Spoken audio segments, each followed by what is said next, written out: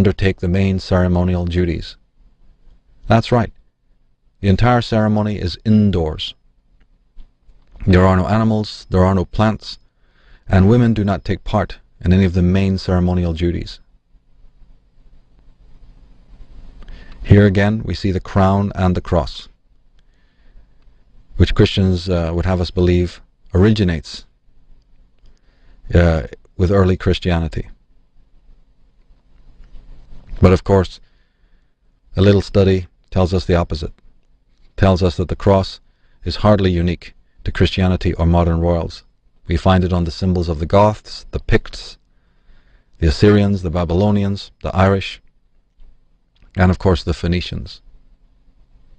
Now, once crowned, the queen, while adorned in the golden imperial robe, and while carrying the two scepters, goes to another set of stairs. She begins to ascend 5 stairs to her throne, to assume full possession of her kingdom. Now 5 is the number of transcendence. It signifies mastery over the 4 elements of fire, water, air, and earth. Moving to the 5th level in anything symbolizes a form of crucifixion, to die to the 4, to die to the cross, and transcend to the quintessential level. In English, the letter E represents this quintessential level that is known by the Greeks as epsilon, the 5th letter of the alphabet. That's right, 6 stairs, then 5. You think it's Masonic? Well, you've just graduated, because it is. Here, on a Masonic frieze, are the idiosyncratic symbols, the emblems of Freemasonry, like we see on so many lodges. The 6-pointed star, the 5-pointed star, the number 6 and the number 5, the number 5 and the number 6, the 2 trees stylized to look like columns, the phallic idea. We see the compass and rule. We see the letter G, which we discussed thoroughly in part 1.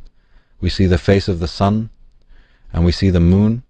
And of course the Queen ceremony totally employs the astrological and astrotheological elite motifs of the coming together of the sun and the moon. We see the eye, not the eye of Horus, but the eye of Aton.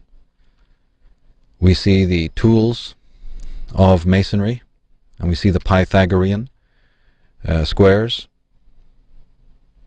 It's all there for the eye to see and to decode. And the endless emphasis on light and the sun. Now that the Queen has sworn to uphold the teachings of the Protestant faith and to support and protect its clergymen, 3 bishops go down on their knees in homage before her. At this point, she is made supreme over her male subjects. And we want to really meditate on that term, subject. In the early Babylonian stele, we see the sun disk, we see the 4 directions and the 3 attendants to the enshrined king within his sacred precinct. There's nothing new about the Queen's ceremony and the traditions and the rites and rituals that we see going on in it. Now above the priest-king's head are the symbols of the planets and stars. The temple stands upon the water, symbolized by the wavy lines. As we saw earlier, the Queen's procession moved along a blue carpet. Moreover, the very abbey, Westminster Abbey, is situated right on the river Thames, or Tammuz, the river of Thomas, the river of time. The Queen is then approached by 4 more subjects: her husband, the Duke of Edinburgh, her uncle, the Duke of Gloucester, her cousin, the Duke of Kent, and finally the Earl Marshal of England. Each kneel and kiss her on the left cheek. Now in the 1st, 2nd, and 4th case, the dedication to the Queen is spoken aloud. In the case of the Duke of Kent, it is read silently from a paper presented in front of him by one of the bishops.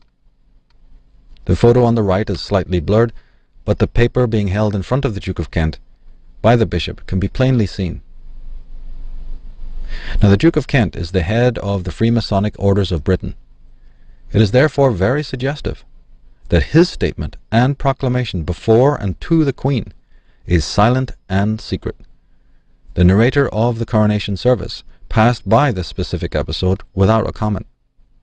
Perhaps it is also suggestive that the Duke of Kent is the third in line to approach the Queen, the number 3 being sacred to Freemasons, as it was to the ancient Druids.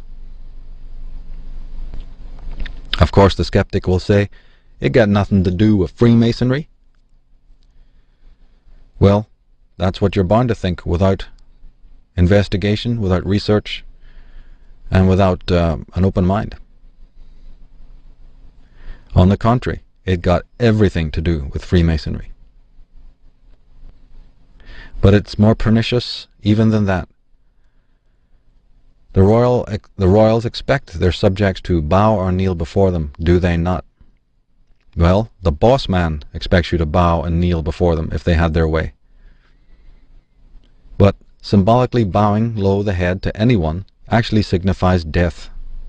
It signifies that one is headless before their liege lords. In Latin, the word head is caput, as the elite Capetian dynasty, which we discussed in Program 1. The word capitulation connotes cutting off a head, and that is what one symbolically does when they bow before monarchs or political dignitaries. One is symbolically lower and lesser than the regent. One indicates that they surrender their selfhood and sovereignty. The same thing applies when the knees are bent or genuflected. This occurs, of course, when knighthoods are granted. Now the Queen removes her crown, and she and Prince Philip, the Duke of Edinburgh, both kneel before the altar to receive communion, the bread and the wine. This is the final rite before the service ends, and they rise to leave the church to meet the people outside. Prince Philip was made Duke of Edinburgh, a place which is, in the esoteric doctrine, considered the true Jerusalem. He is therefore the Duke of Jerusalem. But who are the Windsors? Well, the name of Windsor was adopted on July 17, 1917.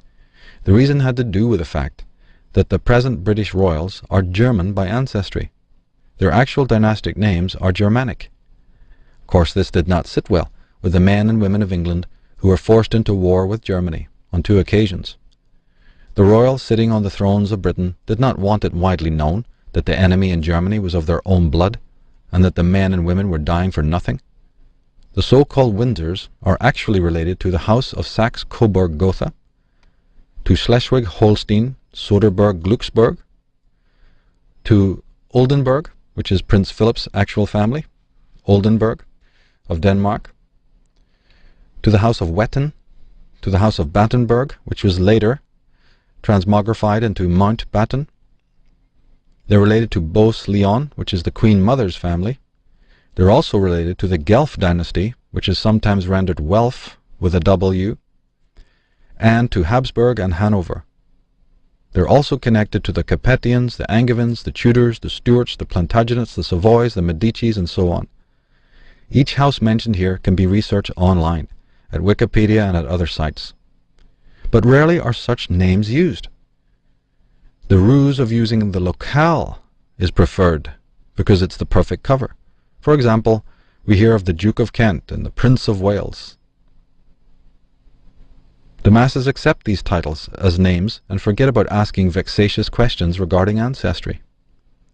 Prince Philip is the grandson of Queen Victoria and is related to most of the current and former crowned heads of Europe, including 7 czars. Jeffrey Steinberg, in his book The Largest Empire in the History of the World, speaking of this Windsor family, he says these families constitute a financier oligarchy. They are the power behind the Windsor throne. They view themselves as the heirs to the Venetian oligarchy, which infiltrated and subverted England from the period 1509 to 1715, and established a new, more virulent Anglo-Dutch Swiss strain of the oligarchic system of imperial Babylon, Persia, Rome, and Byzantium. And again, a look at the etymology reveals a great deal. The connotative meanings. Tudor, the House of Tudor. Could that be a corruption of the word tutor?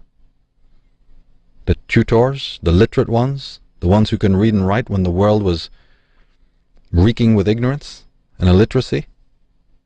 Are they the teachers? Or are they the Chuda?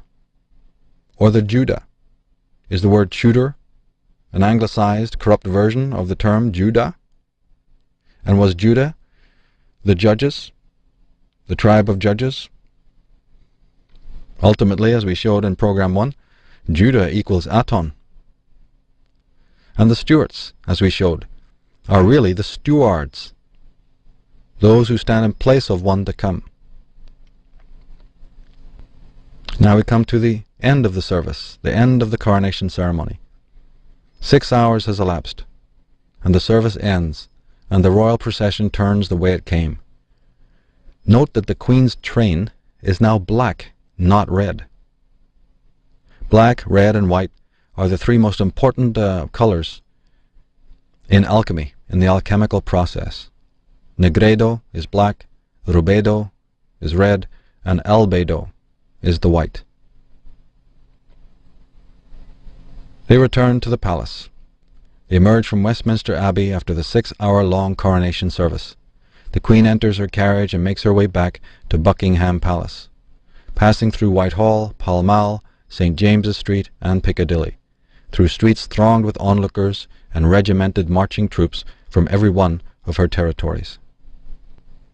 Now a closer look at the design of the royal carriage reveals the 4 lions again, and the 2 winged humanoid figures, one carrying the trident of Poseidon, god of the sea, of earthquakes, and of Atlantis. The trident was originally the symbol of Baratana, the Phoenician queen after whom Britain was named. And let's not forget again the tarot aspect of all of this, that the carriage represents card number 7, the chariot, moving through and back again through the gate of birth.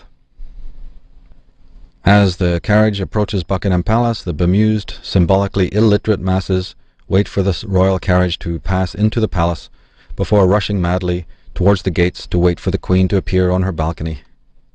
That their fathers and sons died in many wars orchestrated by the Windsors and their European cousins does not dampen their patriotism in the least.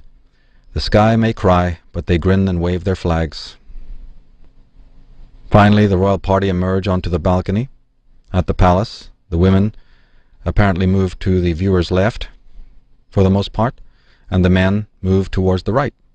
This arrangement again fits the Kabbalistic model of the masculine and feminine paths of the Tree of Life. And let's not ever forget the whole question of geometry, sacred geometry, earth geometry, geomancy, positioning, because unknown to the congregating hordes whose energy becomes a key factor in civic rituals of this kind, the zodiacal Pall Mall, with its gates of birth and death, sits at the apex of a giant pyramid, a pyramidical design upon which Buckingham Palace is based. We see the letter A again for Aton and Akhenaten, the great Sun King. It can clearly be seen from the air. Here's a close-up. The great gates, the gates of birth, and the sphere, the fountain, and the pyramid. Here we see it at Washington, D.C. Are we to imagine, are we to accept the notion that this is, there's no similarity whatsoever, it's just coincidence? Should we roll over and go to sleep and imagine it's just architectural coincidence, an accident? Or are to put our thinking caps on and look objectively and studiously and find out the deeper aspects of all of this, and why we see the phallic column of Lucifer near to the great seats of government. The center of the circle, in which the crowds patiently wait, features 3 concentric circles. Well, 3 concentric circles is the age-old symbol for Atlantis. These 3 circles are suggested in the Jewish menorah, and they're also featured in the U.S. Congress room, along with the twin fasci, that is. The symbols of Rome, symbols of Egypt, the symbols of the Atonists, the symbols of Atlantis. Here's a Masonic design for the so-called New Jerusalem. It's not three concentric circles, of course, but it certainly is three concentric rectangles or squares. It's all Judaism. It's all Atonism, Masonry. And the royals, being members of these secret societies, know all about it. And many of the politicians that they themselves honor and put into positions of power and then go on to give awards to, these creatures also know about this. They also serve the masters behind the lodge door. And their interests may not, in fact, coincide with the best interests of humanity. Their New Jerusalem, their New World Order, may not be something worth living in, and certainly not worth sweating to build. Quite the contrary. The geographical positioning of Buckingham Palace, Pall Mall, and Westminster Abbey is important also. Many of these sites in London stand on ancient Druidic sites and near to ancient Druidic emblems and sacred trees, as well as being astrologically positioned beneath important stars and constellations. During the months of May and June, the constellations of Scorpio are prominent in the early morning and evening sky. This sign, and that of Ophiuchus, the 13th sign of the zodiac, are important to the elite royals and to their lieutenants within religion and government. Ophiuchus is actually made from two constellations, namely Serpens and Serpentarius.